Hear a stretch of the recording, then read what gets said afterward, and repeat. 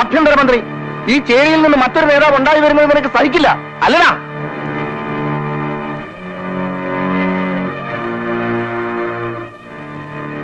പാവ സുബീർ, ഇനിയും കൂടെ നടന്നോടാ. വാടാ പോവാം.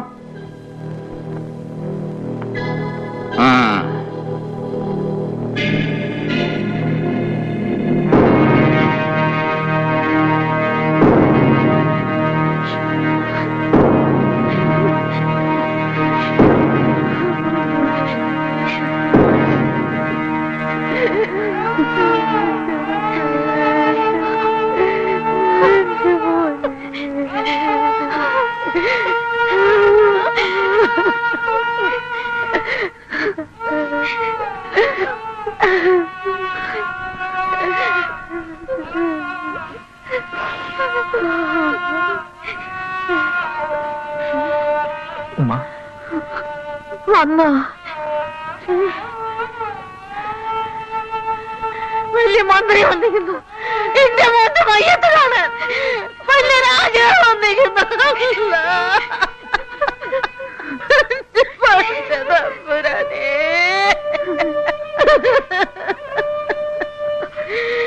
എന്റെ കണ്ണിന്റെ മുമ്പ് നാണോലിന്റെ പൊന്നു മോനെ വെട്ടിയരിഞ്ഞത്. എവിടെ പോയി നിന്റെ പോലീസും പങ്കാളോ? എവിടെ പോയി?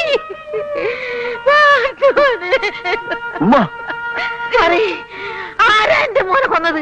എന്തിനാണ് എന്റെ മോനെ കൊന്നത്?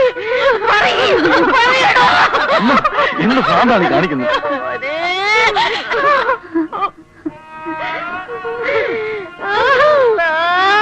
എന്റെ മോനെ കൊന്നവരെ പിടിച്ചു കെട്ടാൻ കയ്യിലിങ്ങനെ ഇരിക്കുന്നെ കാണണ്ട. പോയിക്കോ, പോടാ, ഇറങ്ങിപ്പോ, പോവാൻ പോടാ.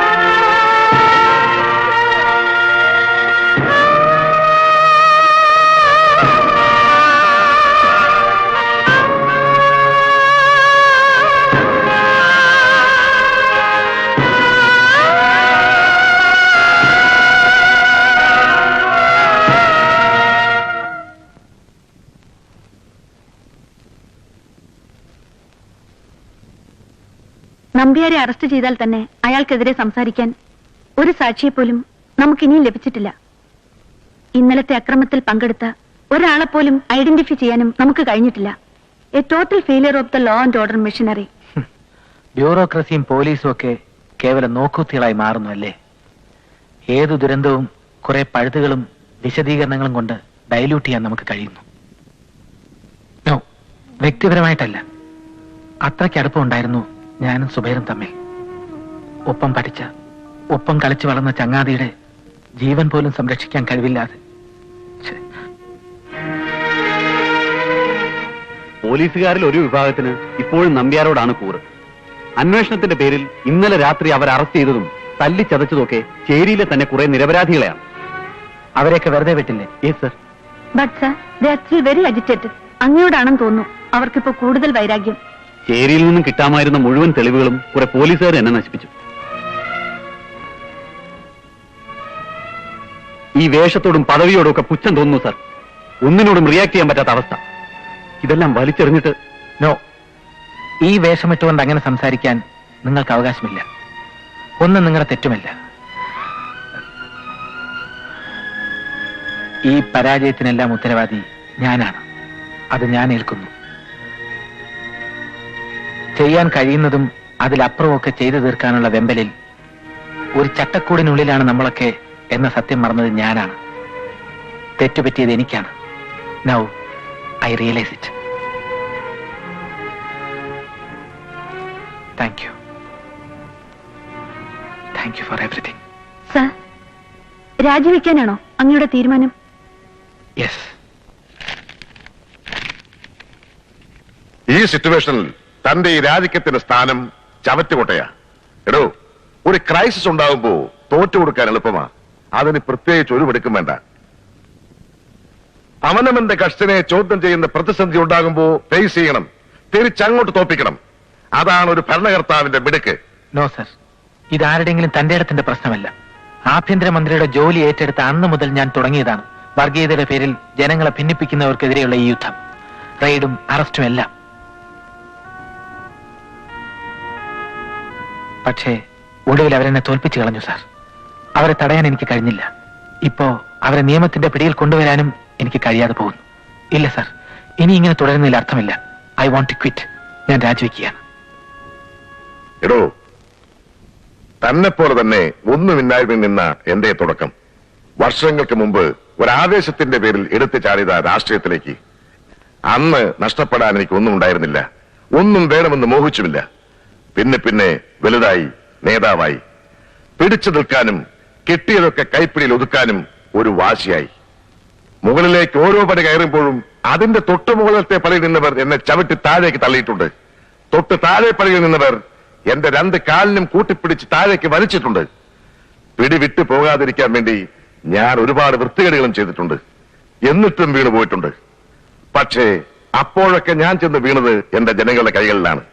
എന്നെ വെറുക്കുകയും കല്ലെറിയുകയും സ്നേഹിക്കുകയും ഒക്കെ ചെയ്ത ജനങ്ങൾ. കല്ലെറിഞ്ഞ കൈകൾ കൊണ്ട് തന്നെ ജനങ്ങൾ എന്നെ പിന്നെയും പിന്നെയും എടുത്തുയർത്തിയിട്ടുണ്ട്. തിരിച്ചങ്ങോട്ട് ജനങ്ങൾക്ക് ഒരുപാട് എന്തെങ്കിലും കൊടുത്തു എന്ന് ഞാൻ അവകാശപ്പെടുന്നില്ല. അവർ പ്രതീക്ഷിച്ചതൊക്കെ നിറവേറ്റി എന്നും പറയുന്നില്ല. പക്ഷേ മനഃപൂർവമല്ലാതെയുമുള്ള കുറേയേറെ തെറ്റുകൾക്കിടയിൽ ഒരു പിടിശേരികൾ. അതിന്റെ പേരിൽ എനിക്ക് വാരിക്കോരി ജനങ്ങൾ സ്നേഹം തന്നു. അതാണ് ജനം. ജനങ്ങളാണ് തന്റെ ബലം. അധികാരം കിട്ടിയിട്ടും താൻ ജനങ്ങളെ മറന്നില്ല. അവർക്ക് അന്യനായില്ല. ഇപ്പോൾ താൻ കീഴടങ്ങുന്നത് ജനവികാരത്തിലല്ല, ജനങ്ങളുടെ ശത്രുക്കളുടെ മുമ്പിലാണ്. താൻ തോറ്റാൽ തോക്കുന്നത് ജനങ്ങളായിരിക്കും. പാടില്ല, നേരിടണം. ആഭ്യന്തരമന്ത്രി എന്ന നിലയിൽ കഴിയില്ല എങ്കിൽ അതിനേക്കാൾ വലിയൊരു പദവിയുണ്ട് തനിക്ക്. ജനങ്ങളിൽ ഒരാളെന്ന പദവി. സ്വന്തം ശത്രുക്കളെ നേരിടാൻ ജനങ്ങൾക്ക് അവകാശമുണ്ടോ? നിയമത്തിന്റെ വഴിയിലൂടെയെങ്കിൽ അങ്ങനെ, അല്ലെങ്കിൽ ജനങ്ങൾ തെരഞ്ഞെടുക്കുന്ന ജനങ്ങളുടെ വഴിയിലൂടെ.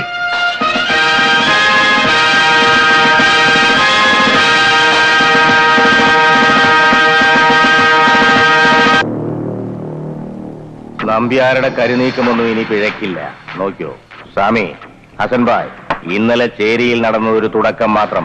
മുമ്പൊരിക്കൽ ഞാൻ പറഞ്ഞിട്ടില്ലേ, മതത്തിന്റെ പേരിൽ തമ്മിത്തല്ലി ചാവുന്നവർ മരിക്കുന്നത് നമുക്ക് വേണ്ടിയാണെന്ന്. കഴുതകൾ, അവരാണ് ആയുധക്കച്ചവടത്തിൽ നമ്മുടെ മുടക്കുമുതൽ. ഗോപാലകൃഷ്ണന്റെ നീക്കം എന്താണെന്ന് ഒന്ന് പോടോ. ഇനി ഒരു നീക്കവും നടത്താനുള്ള കരുത്തവന് ബാക്കിയില്ല. He is an absolute failure. പക്ഷെ അവനെ വെറുതെ വിടാൻ നമ്പ്യാർ ഇപ്പോഴും തീരുമാനിച്ചിട്ടില്ല. ഗസ്റ്റ് ഹൌസിൽ ക്യാമ്പ് ചെയ്യുന്ന ആഭ്യന്തരമന്ത്രിയെ ഇന്ന് രാത്രി ചേരിയിലെ ആൾക്കാർ കൂട്ടം ചേർന്ന് ആക്രമിക്കും. രക്ഷപ്പെടാൻ ഈ നമ്പ്യാർ അവനെ അനുവദിക്കില്ല. Never, he will never escape.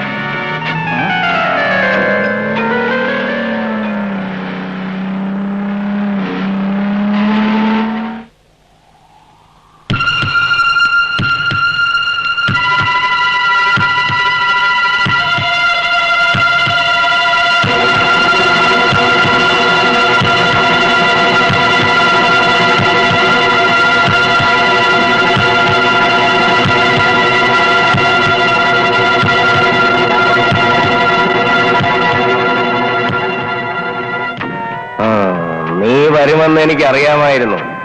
വന്നേ തീരൂ. എന്താ നിനക്ക് വേണ്ടത്? മാപ്പ് അല്ലേ?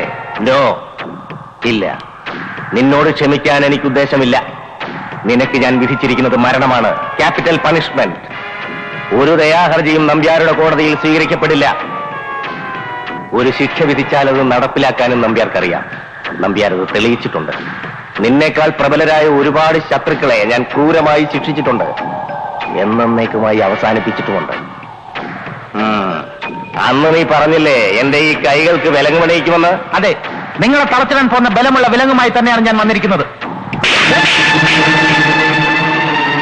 ഈ കൈക്ക് ഒരു വ്യക്തിയുടെ കരുത്തല്ല, നിങ്ങൾക്കെതിരെ ഇരമ്പിക്കരാൻ ആവേശം കൊണ്ട് നിൽക്കുന്ന ഒരു സമൂഹത്തിന്റെ മുഴുവൻ കരുത്തുമുണ്ട്.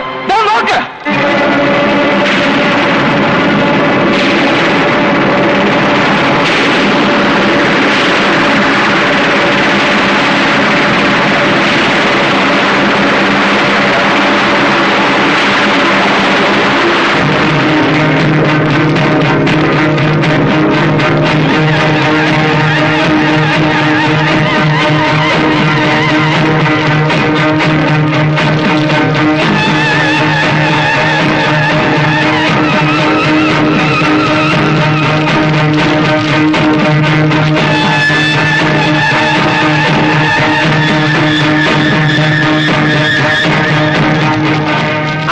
മന്ത്രിയായിട്ടല്ല ഞാനിവിടെ വന്നിരിക്കുന്നത്, ഇവരിൽ ഒരാളായിട്ട്, ചേരിയിലെ പഴയ ഗോപാലകൃഷ്ണനായിട്ട്.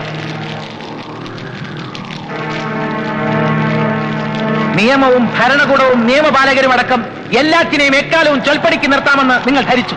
കീഴടങ്ങാത്തതിനെല്ലാം എന്നേക്കുമായി അവസാനിപ്പിക്കാമെന്ന് വ്യാമോഹിച്ചു, അല്ലേ? ജാതിയുടെയും മതത്തിന്റെയും പേരിൽ ജനങ്ങളെ എന്നും ഭിന്നിപ്പിച്ച് നിർത്താമെന്നും അവരെ കുരുതി കൊടുത്തുകൊണ്ട് സ്വന്തം സാമ്രാജ്യം വെട്ടിപ്പിടിക്കാമെന്നും കരുതിയ വിഡ്ഢിയാണ് നിങ്ങൾ. നിങ്ങൾക്കുള്ള ശിക്ഷ ഇവർ തീരുമാനിക്കും. നിങ്ങളെപ്പോലുള്ള ജനശത്രുക്കളുടെ മേൽ ജനങ്ങൾ അവരുടെ പരമാധികാരം നടപ്പാക്കുന്നത് തന്നെയാണ് യഥാർത്ഥ ജനാധിപത്യം. അടിച്ചു കൊല്ലണ ഈ പട്ടികളെ.